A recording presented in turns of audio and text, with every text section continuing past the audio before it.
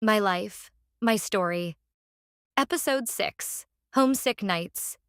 Far away from home, the quiet nights in Saudi Arabia became both my greatest struggle and my greatest lesson.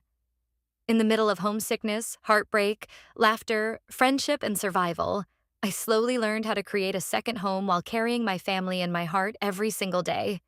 It was our day off, and for the first time, I decided to prepare my own breakfast. I was excited to use my beautiful golden-colored kettle.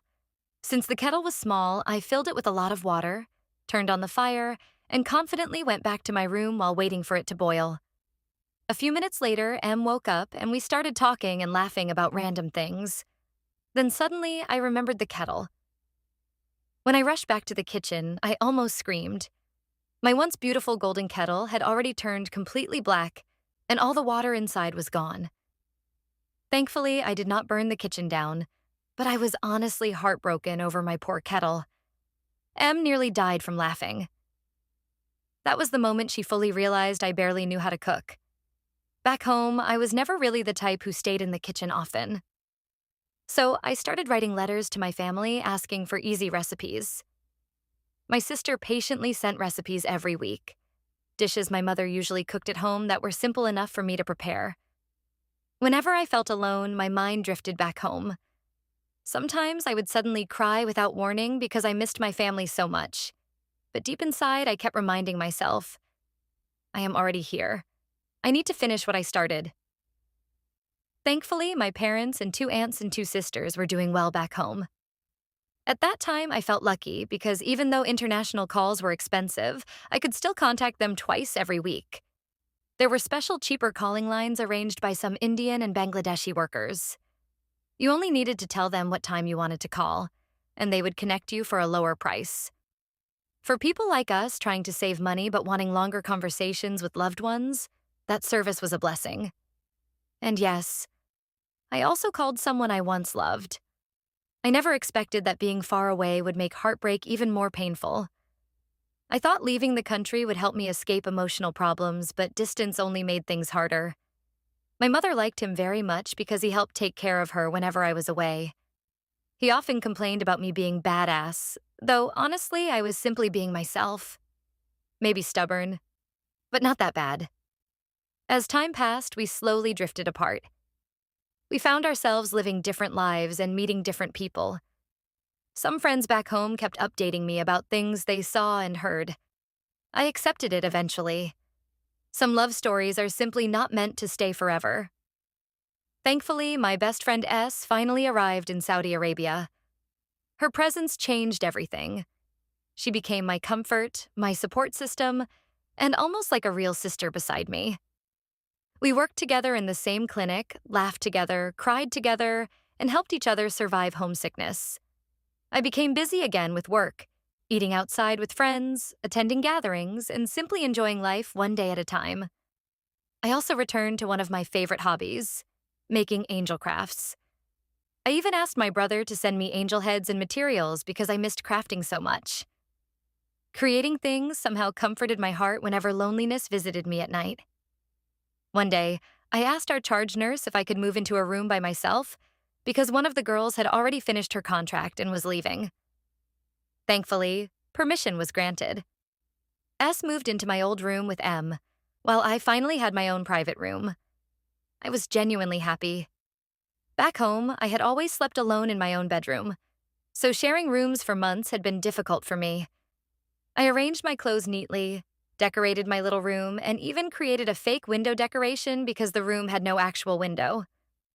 Still, I was content.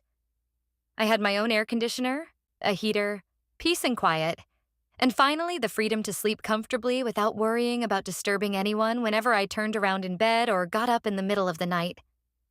Slowly, my colleagues became my second family in Saudi Arabia. I learned different cooking styles from people all over the Philippines. Even one simple dish like adobo was cooked differently depending on where someone came from. In our place, we cooked adobo with vinegar, but some girls cooked theirs using Sprite, which surprisingly made it sweeter and tastier. Beauty secrets also became regular conversation topics during our bonding moments.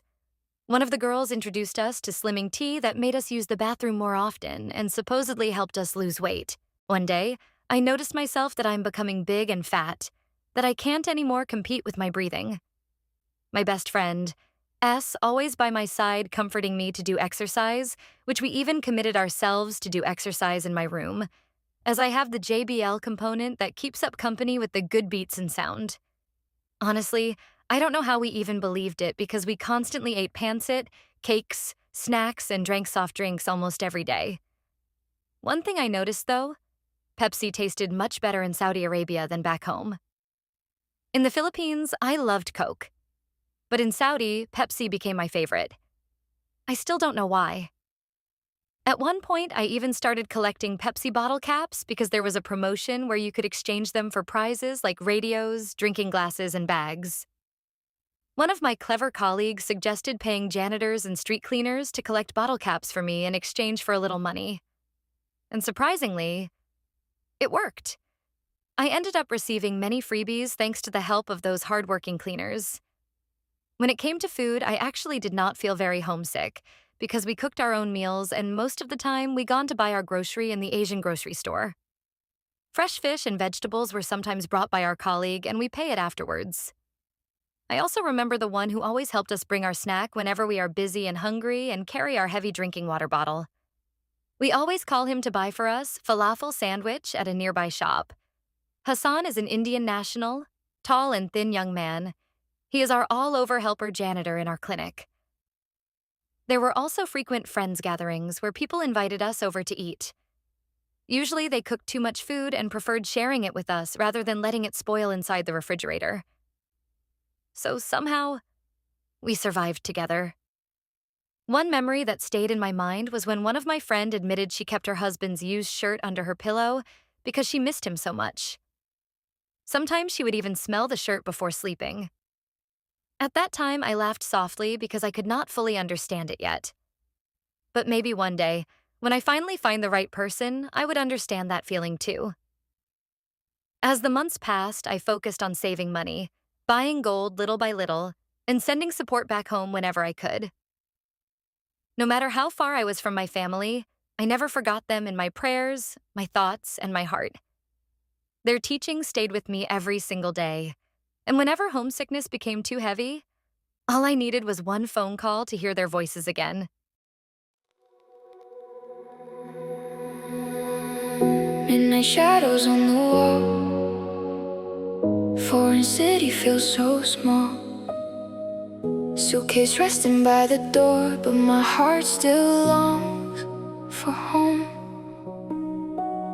Phone light glowing in my hands, trying hard to understand how the stars can look the same, yet everything around has changed.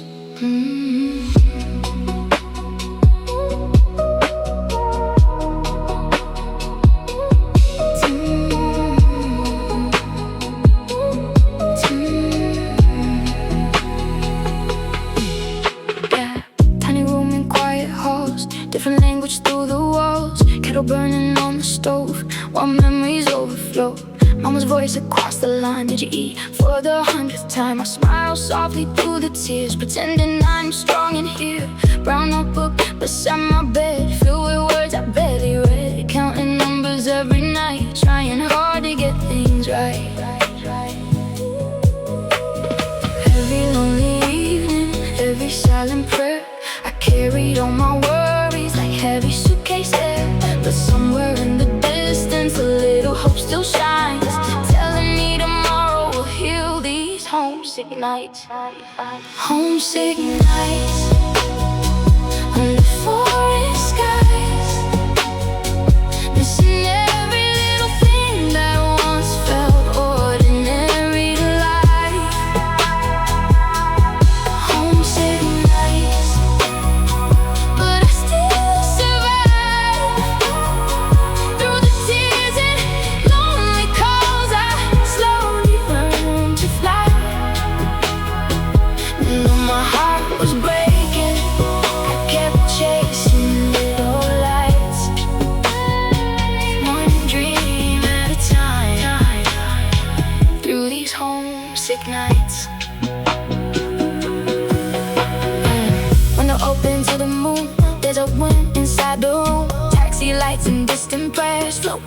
Heartbeat through the air, learning words I could not say, working hard through every day. Smiles hidden behind my fears, still I stayed and persevered. Friends became a second home, helping when I felt alone. Late night laughter eased the pain, like sunshine after heavy rain.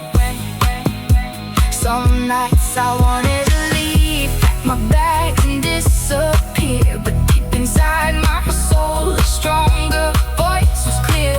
You came this far for something, don't let your story end.